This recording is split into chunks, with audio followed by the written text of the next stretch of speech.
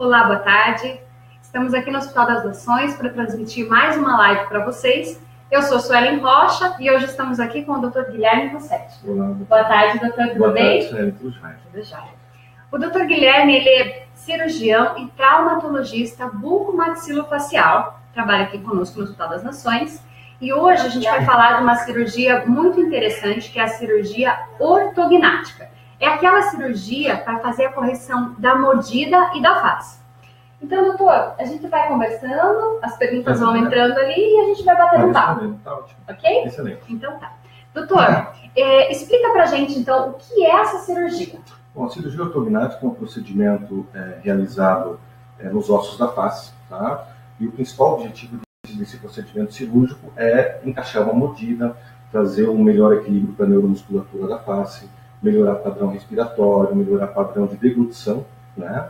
Basicamente, quando a ortodontia somente não consegue, por motivos óbvios ou por motivos de limitação da estrutura óssea, corrigir uma mordida, então ela pode, dessa maneira, se beneficiar da cirurgia ortognática para que a gente possa, com um tratamento ortodôntico e cirúrgico, poder corrigir uma face que tem uma deformidade ou uma mordida errada. Doutor, a gente leu bastante alguns detalhes, que a cirurgia, que cerca de 20 a 30% das pessoas têm essa deformidade. É real esse dado, doutor? É real. A gente tem, na verdade, quando esse diagnóstico é feito basicamente o maior número pela ortodontia, né, porque são pacientes que procuram um tratamento ortodôntico para correção da mordida, e aí nós temos diversos tratamentos. Nós temos um tratamento compensatório, onde a gente tenta, de alguma maneira, o ortodontista tenta uma correção somente com o aparelho, e nós temos a opção de auxiliar, então, a correção dessa mordida com a cirurgia ortognática. Então, normalmente, as indicações é quando você vai lá no dentista procurando uma correção, e daí o dentista, não, você tem que fazer a cirurgia. Na maioria dos casos, sim. Existem casos também onde o paciente tem uma queixa pessoal de estética, né? Porque quando você pode ter, né, dependendo do diagnóstico, uma mandíbula mais projetada, um prognatismo em classe 3, ou uma mandíbula recuada, que seria o classe 2 ou retrognatismo, esses pacientes procuram um tratamento por uma queixa estética também. Apesar que a cirurgia ortognática não é uma cirurgia estética, é uma cirurgia funcional. Ela traz os benefícios da estética. Exatamente. Como consequência à cirurgia, nós temos benefícios estéticos por colocar a estrutura óssea da face em equilíbrio. Né? Então nós temos essa consequência estética. Mas de cunho geral, é uma cirurgia funcional. Doutor, vamos aproveitar então que o senhor já falou aí os tipos, antes de falar sobre a realização. Então, é aquela que é o queixo para frente. Isso. E quando é para trás, isso? Nós temos diversos tipos de posicionamento dessa estrutura da face. O classe 1, quando a gente se refere a paciente classe 1, é quando ele tem uma mordida normal, tá? Está bem encaixado. O classe 2 é quando ele tem uma mordida recuada, quer dizer, a mandíbula está atrás da posição da maxila. Tá? Isso pode ser causado porque a mandíbula não desenvolveu bem, isso pode ser causado porque a maxila desenvolveu demais. Né? E o classe 3, na verdade, é quando a gente tem a situação oposta, quando a mandíbula está à frente da maxila. Pode ter ocorrido por um excesso de crescimento da mandíbula ou por uma falta de crescimento da maxila, que é a cara superior. Tá? Existem casos também que a gente chama de laterognatismo, onde a gente tem a mandíbula para um lado ou para o outro, ou o rosto, a estrutura do rosto lateralizada. Uma mordida torta, né? Exatamente.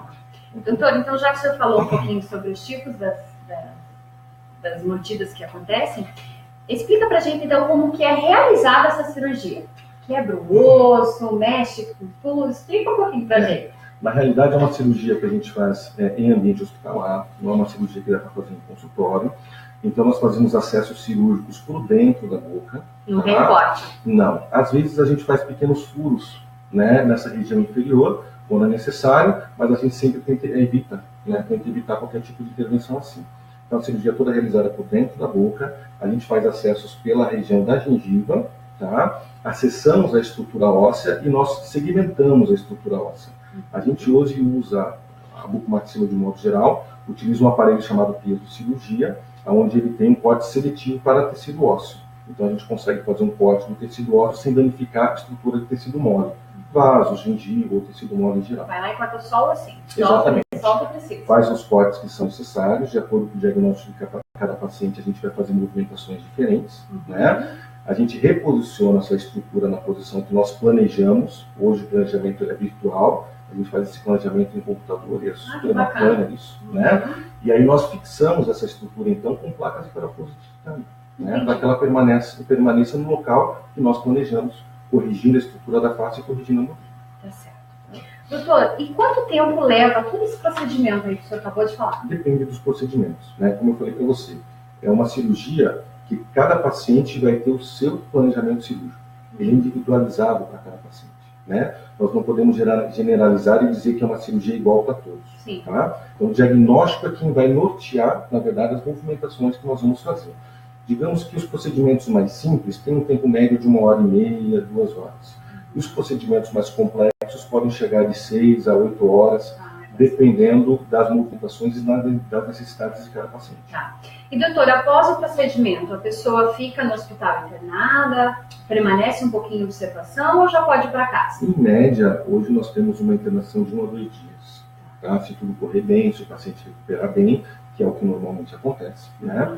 Então nós temos uma internação de 1 a 2 dias, depois disso o paciente pode ir para casa, uma série de recomendações, e a cada 2 dias ele retorna ao consultório ou ao ambulatório para a gente acompanhar. Quer dizer, não é o fato de dar alta para o paciente que a gente não vai acompanhar de perto esse paciente. Né? A cada 2 dias é bastante, então. É porque, assim, eu particularmente costumo fazer higiene, como o paciente que vai estar com edema, ele tem uma certa dificuldade em fazer higiene dos dentes. Né? Então é uma conduta particular da nossa equipe. Né? Nós pedimos que o paciente vá a cada 2 dias para a gente auxiliar na higiene, para poder orientar, as dúvidas surgem. Né? E aí, a cada 2 dias, a gente tem um contato mais próximo, nós conseguimos acompanhar isso de perto e conseguimos dar essa qualidade de acompanhamento. Claro, muito importante. Doutor, antes da gente falar do pós-cirúrgico, que o senhor comentou aqui um pouquinho, vamos comentar para o pessoal saber quais são as indicações para essa cirurgia. A cirurgia ortognática é uma cirurgia funcional para correção, inicialmente, de uma mordida que estava errada, né? Ou de uma face desarmônica. Hoje a gente tem utilizado outras indicações, por exemplo, para tratamento da síndrome da apneia do sono. Né? A síndrome da apneia do sono ela pode ter várias causas. Uma delas é você ter a região da óreo da nasofaringe diminuída. Então a gente pode utilizar a cirurgia ortognática, por exemplo, para fazer um avanço da maxila e um avanço da mandíbula e aumentar então o espaço aerofaríngeo e diminuir ou eliminar a questão do ronco da apneia. Né? Mas depende do diagnóstico. Por exemplo, se o paciente ele tem um ronco com apneia com excesso de peso, então é mais interessante que ele perca o peso antes. Sim, para depois analisar se realmente precisa. Exatamente. Né? Mas a indicação básica é isso, né? Correção de mordidas erradas, correção da estrutura da face, síndrome da apneia do sono, entre outras coisas. Tá. E contraindicações, doutor? Eu acredito que as contraindicações de qualquer tipo de cirurgia, quer dizer, por ser uma cirurgia eletiva, a gente sempre, se o paciente tem algum tipo de alteração de patologia de base, como hipertensão, diabetes, a gente tem que controlar isso previamente, tá? Mas não tem uma contraindicação formal, tá? Qualquer cirurgia, qualquer paciente em bom estado de saúde, desde que tenha indicação, pode realizar o procedimento. Doutor, então, em relação a isso daí, paciente em bom estado de saúde, existe então um preparo antes da cirurgia? Existe. Tem exames que ele vai ter que fazer, aquela coisa toda, pré-cirúrgico? Existe, eu diria que tem 3 momentos para isso, tá? O primeiro momento é quando o paciente chega ao consultório, onde a gente vai fazer o que eu acho que é o mais importante, que é o diagnóstico. Né? Isso se faz antes do tratamento ortodôntico. Então, para esse diagnóstico, nós vamos pedir radiografias, documentação ortodôntica, nós vamos pedir tomografias, nós vamos pedir ressonância magnética, nós vamos levantar dados, por exemplo, se o paciente tem ou não bruxismo, se o paciente tem ou não dor orofacial, se o paciente, ou seja, todas as disfunções que ele tem. A partir desse diagnóstico, nós vamos estabelecer um plano de tratamento. Ou seja, onde é que nós queremos chegar com esse tratamento? Nós vamos fazer um tratamento ortodôntico de quanto tempo, qual o objetivo desse tratamento ortodôntico. E o outro tempo que eu falei, que é o terceiro tempo, é o pré-operatório. Quer dizer, antes da cirurgia nós vamos fazer avaliação cardiológica, né, com o cardiologista, exames de sangue, nós fazemos um check-up do paciente antes do procedimento cirúrgico.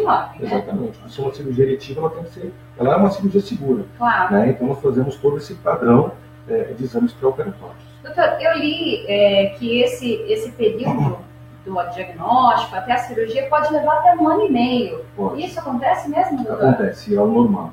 Tá? Porque nós precisamos preparar os dentes numa posição adequada para que durante a cirurgia a gente obtenha um encaixe perfeito. Entendi. Tá? Então pode ser que a pessoa use um aparelho dentário antes, para depois fazer a cirurgia? Em 99% dos casos ela vai precisar de um aparelho antes de fazer a cirurgia. E nós precisamos desse aparelho durante a cirurgia.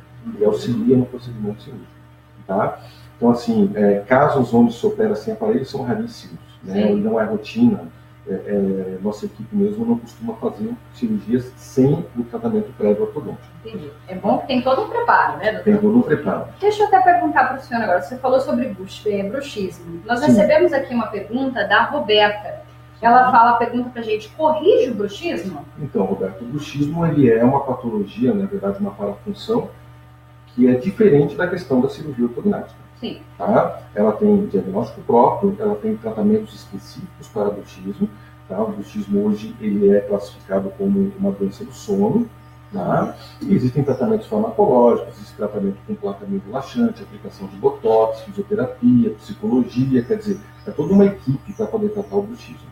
Então a cirurgia ortognática, como o objetivo dela é reposicionar a estrutura óssea, ela não trata o bruxismo. Ela não é indicada como tratamento de bruxismo. Tá?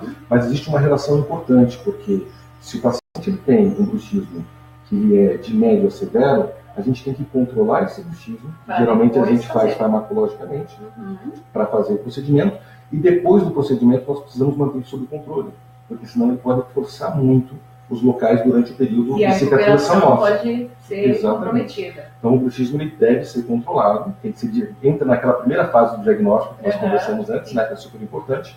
Então nós temos que controlar esse bruxismo tanto no pré quanto no pós-operatório. Interessante. E daí, depois da cirurgia, doutor, ele pode se beneficiar, corrigir o bruxismo de vez? Depois foi lá, controlou, tudo bonitinho, fez a cirurgia, ele depois pode acontecer de cessar? O que pode acontecer é de melhorar um pouco a questão da dor neuromuscular. Né, que o bruxismo acontece muito, a pessoa tem aquela dorzinha aqui, exatamente, né, que pode ser causada por bruxismo. Ele tem vários diagnósticos, né? Sim. O bruxismo é um deles, e uma face desarmônica, uma face não estável também pode ser um cofator para esse tipo de dor. Mas a cirurgia ortognática não trata bruxismo. Tá? Então no pós-operatório ele vai continuar tendo a questão do bruxismo, que vai ser acompanhado ou por um maxilo, ou por um especialista em dor orofacial, que é uma outra especialidade da odontologia, ou por um médico especialista do sono, ou seja, tem uma equipe multidisciplinar para tratar esse tipo de parafunção, mas a cirurgia ortognática não trata bruxismo. Não trata bruxismo, ótimo.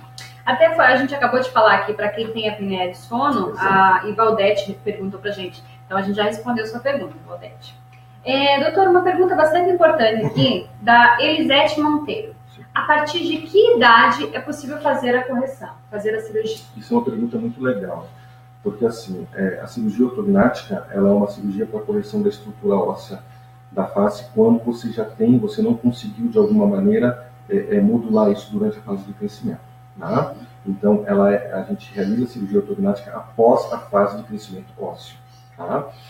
Meninos e meninas têm períodos diferentes de crescimento, né? Geralmente as mulheres terminam o crescimento ósseo um pouco antes que os meninos. Tá?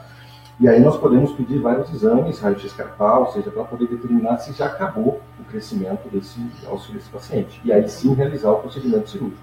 Tá?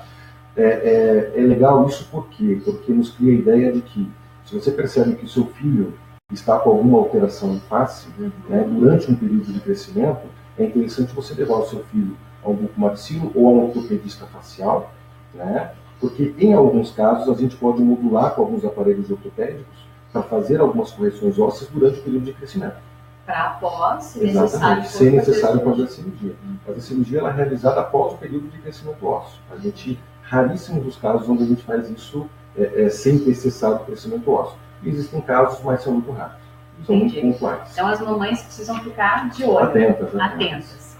Doutor, a Marilene Rosa pergunta para a gente o seguinte. Dor de cabeça frequente pode ser sintomas de problemas na mordida? Pode, na verdade, assim, cefaleia ela tem inúmeros diagnósticos, tem inúmeras causas, né? Uma delas pode ser uma atividade muscular, sim, o que a gente chama de dor miofascial, ou problemas na articulação, né? Problemas degenerativos articulares. É uma das inúmeras causas que a gente tem para cefaleias ou dores de cabeça. Pode sim, o paciente que tem uma mordida errada, que tem uma face desarmônica, ter algum distúrbio neuromuscular, né? E a cirurgia ortognática pode ajudar a equilibrar isso, mas não tira a necessidade de ter que fazer um tratamento com fisioterapia, ou botox, ou acompanhamento com uma equipe multidisciplinar. Tá. Doutora, uma outra pergunta que é interessante, aquele estalinho que faz, né? Aquilo lá, pode ser o problema já da mordida da torta? Então, o estalinho, na verdade, é quando a gente tem alguma movimentação do disco articular ou da cartilagem da articulação. A articulação é uma coisa, tá? A estrutura da face é uma outra coisa. Elas podem ter inter-relações. Quer dizer, eu posso ter uma mandíbula que não cresceu por um problema articular, uma artrose, uma anquilose, e aí entra a necessidade de se fazer um procedimento cirúrgico na articulação e na mandíbula. De modo geral, aquele estalo e algumas dores provenientes da articulação, em pacientes que não têm indicação de ortognática, elas podem ser tratadas de maneiras mais conservadoras, né? Utilizando placamento relaxante, fisioterapia, uso de botox, e várias terapêuticas que a gente tem para tratar isso de maneira não cirúrgica. Tem bastante tratamentos. Tá? Agora, de modo geral, a gente deve sempre prestar atenção quando a gente vai fazer o planejamento do paciente em cirurgia ortognática nessa questão da articulação, porque ela é a base do funcionamento da mandíbula. Ela tem que estar saudável para a gente ter uma mandíbula estável no pós-cirúrgico. Por isso, tanto tempo de preparo. Exatamente. Às vezes, exatamente. Quando ela não está saudável, pode ser indicado, sim, em alguns casos, a intervenção cirúrgica na articulação e na cirurgia ortognática. Ok. Doutor, vamos falar um pouquinho agora como que é o pós-operatório. Ótimo. O pós-operatório, na primeira semana pós-cirúrgica, a gente vai observar um pouco de edema, tá? O procedimento cirúrgico não tem como não inchar um pouco, então você vai ter inchaço, vai ter edema, mas isso diminui muito rapidamente. Nos 15 primeiros dias você tem uma boa resolução desse edema. Tá? Okay. A grande alteração está em relação ao tipo de alimentação. Ah, é? Porque na primeira semana, em função do edema, né, ele vai ficar com uma alimentação mais líquida. Tá? Vai se alimentar mais de líquidos. Quando o paciente tem uma certa dificuldade em imaginar ou se alimentar de alimentos líquidos, a gente pode pedir a ajuda de um nutricionista que vai fazer um cardápio próprio para isso. Tá? A partir da segunda semana, nós começamos a introduzir alimentações mais pastosas. Tá? E essas alimentações pastosas vão perdurar por um período até de 4 meses. Nossa, bastante. A alimentação normal de alimentos duros, a gente costuma liberar após 4 meses, quando a gente faz um novo exame para saber como é que está a ossificação da cirurgia. E aí a gente libera para uma dieta mais normal, digamos assim. Mas existe essa restrição a alimentos duros por um período médio de 4 meses pós-operatório. Tá. E o retorno da pessoa, doutor? O senhor falou que na primeira semana... Na primeira semana ela volta a cada 2 dias com a gente, com a nossa equipe. No primeiro mês, depois ela acaba voltando 1 a 2 vezes por semana. Tá? Do primeiro mês até o 4º mês, ela volta a cada 15, 20 dias. Depois do 4º mês, ela passa a voltar até o 6º mês, 1 vez por mês. E a partir do 6º mês, a gente começa a espaçar esses acompanhamentos. Eu costumo dizer para os pacientes que eu gosto de acompanhar por um período mínimo de 5 anos. Mas, a partir do primeiro ano, ele faz retornos anuais. Sim. Né, onde a gente faz solicita raio-x, né, uma documentação ortodôntica nova, para poder acompanhar a estabilidade dessa cirurgia. Entendi. E, doutor, o senhor comentou, então, até 5 anos. Existe a possibilidade, então, de, nesse período, a pessoa precisar refazer o procedimento ou algum reparo, algo assim, existe? Porque, veja bem, no caso de um avanço de mandíbula, tá? Se eu tenho uma mandíbula pequena e eu faço esse avanço, eu estou estirando a musculatura, eu estou estirando os ligamentos. Né? Naturalmente, essa musculatura e esses ligamentos vão fazer força para puxar a mandíbula de volta. Por isso que a gente usa aqueles elásticos no pós-operatório, para poder estabilizar a musculatura. Tá? Para ela se acostumar, né? Exatamente. Mas a gente tem a questão de estabilidade cirúrgica. A cirurgia ortognática tem uma estabilidade muito boa. São raros os casos onde há uma remodelação óssea, por exemplo, na articulação, com o passar dos anos, e a gente tem que acompanhar isso para ver se é necessário uma reintervenção ou não. São raríssimos casos, mas podem acontecer. Por isso é importante fazer o acompanhamento. Exatamente. Não dá para achar que terminou a cirurgia, um ano depois nunca mais voltar. Não quero mais ver o doutor. Tem que acompanhar. Tá certo. Doutor, deixa eu perguntar mais uma perguntinha aqui interessante. E o tratamento? Tem um tratamento após a cirurgia? Medicação? Fora essas visitas ao médico? O que é de recomendação? Normalmente, depois da cirurgia, ele vai ter que terminar o tratamento ortodôntico. Tá. Então, tem que terminar o tratamento ortodôntico para finalizar, então, o encaixe dentário. Tá? Nós não costumamos passar tratamento medicamentoso. Né? Quer dizer, ele não vai ficar tomando remédio por muito tempo depois da cirurgia. Ele vai tomar a medicação naquele pós-operatório. Um anti-inflamatório, algo exatamente, né? Pós-operatório. Existem casos, existem filosofias diferentes de tratamento de degeneração articular associado à cirurgia ortognática. Existe um grupo mais intervencionista, cirúrgico, existe um grupo mais medicamentoso. Existe um protocolo medicamentoso para tentar evitar aquela reabsorção de côndilo, né? Mas é um protocolo mais novo, a nossa equipe usa em casos muito pontuais, não é um protocolo para todos os pacientes, precisa ter algum distúrbio articular. Tá certo, doutor. Então, olha só, a gente terminou as perguntas por hoje. Alguma indicação, doutor, alguma recomendação? O que o senhor quer falar para o paciente que está lá pensando, eu tenho, será que eu posso fazer? O que o senhor diz para o cara que está lá vendo a gente? Eu diria que a cirurgia ortognática é uma cirurgia que ela está em constante evolução. Tá? Nos últimos anos nós temos incorporado ao planejamento da cirurgia ortognática o planejamento virtual, onde a gente faz uma tomografia do paciente, reconstrói ele no ambiente virtual, nós conseguimos simular essa cirurgia, fazer os cortes ósseos, reposicionamento, estudar toda essa estrutura, e aí nós criamos guias nesse ambiente virtual que são impressos pela impressora 3D, e aí nós levamos isso para a cirurgia para que a movimentação da cirurgia seja igual ao que foi planejado no computador. Né? Então isso é uma evolução que traz uma precisão muito grande para a cirurgia. Tá? É uma cirurgia muito segura, muito precisa, e ela traz uma mudança na qualidade de vida incrível para o paciente, não só fisiológica, mas também, como nós conversamos, tem essa repercussão estética e melhora de modo geral a qualidade de vida. Né? Então, e a face, em geral, ela é predominante na autoestima da pessoa, né? A pessoa gosta de se olhar no espelho e se sentir bem, né? Exatamente. Então tá bom. Doutor, nós vamos ficando por aqui, as perguntas acabaram. Se vocês tiverem mais perguntas para fazer, quem assistiu o vídeo depois, pode enviar, que a gente pergunta para o doutor e responde para vocês. O doutor está atendendo aqui, né, doutor? Nós temos na quarta tarde, nós temos o ambulatório da cirurgia bucomaxila. Né? O hospital ele tem estrutura para a gente fazer todo tipo de tratamento da bucomaxila aqui no hospital. E o hospital também dispõe de todos os equipamentos necessários para fazer todos os exames, tomografia, ressonância, pronto atendimento. Quer dizer, nós temos a estrutura ideal para fazer esse tipo. Então, olha que bacana. Marca uma consulta, vem conversar com a gente, analisar, fazer um diagnóstico, ver se vocês podem ou não fazer essa cirurgia. E tudo pode ser feito aqui. A gente tem o equipamento, as estruturas e a equipe disposta e disponível para atendê-los. Então, por hoje é só. Se vocês quiserem agendar alguma consulta, nós temos o telefone da central de agendamento, que é 3306-9000, 3306-9000. E por hoje é só. Boa tarde, doutor. Obrigada pela sua disponibilidade. Obrigado. Hospital das Nações, você em boas mãos.